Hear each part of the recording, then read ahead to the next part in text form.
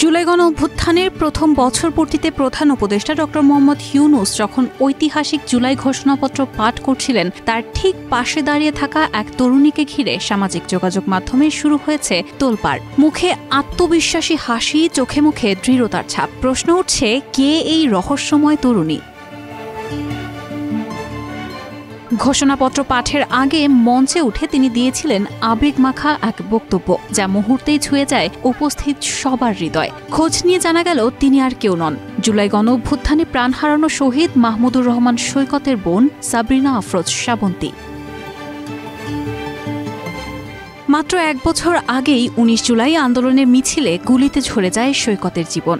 আজ সেই শহীদেরই বোন দাঁড়িয়ে আছে সেই মঞ্চে, যেখানে গণতন্ত্রের নতুন অঙ্গীকার উচ্চারিত হচ্ছে, আর উপস্থিতি যেন নীরব এক প্রতিজ্ঞা, ভাইয়ের রক্তের ঋণ বৃথা যাবে না।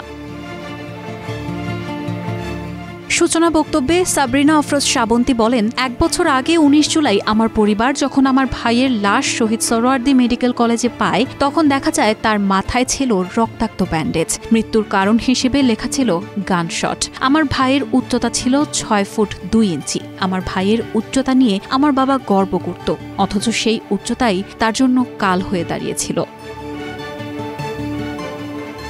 তিনি বলেন, আমি এবং আমার পরিবার যখন দেখি আজ আমরা পুরো দেশ পরিবার হয়ে গেছি, তখন আমরা কিছুটা স্বস্তি বোধ করি। দেশের ভবিষ্যৎ নিয়ে আশাবাদী হয়ে উঠি। দেশের ভবিষ্যৎ যখন অন্ধকারাচ্ছন্ন মনে হচ্ছিল, সামনে কোনো আলোর দিশা খুঁজে পাওয়া যাচ্ছিল না, তখন এই সফল গণঅভ্যুত্থান আমাদের নতুন বাংলাদেশ গড়ার স্বপ্ন দেখালো। সেই স্বপ্ন বাস্তবায়নের পথে আমরা যেন কিছুতেই লক্ষ্যচ্যুত না হই। ৫ আগস্ট বিকেল ৫টা ২২ মিনিট। জাতীয় সংসদ ভবনের দক্ষিণ প্লাজা তখন গমগম করছে নেতাকর্মী আর দর্শকদের উপস্থিতিতে। ঠিক সেই সময় অন্তর্বর্তী সরকারের প্রধান উপদেষ্টা ড মোহাম্মদ ইউনূস শুরু করেন এক ঐতিহাসিক পাঠ, জুলাই ঘোষণাপত্র। গণ অভ্যুত্থানের স্মৃতি জাগানিয়া এই দলিলকে ঘিরে ছিল প্রবল আগ্রহ। অনুষ্ঠানে অংশ নেন দেশের শীর্ষ রাজনৈতিক দলের নেতারা। কেবল একটি ঘোষণাপত্র নয়, এটি যেন ছিল নতুন রাজনৈতিক যাত্রার শপথনামা।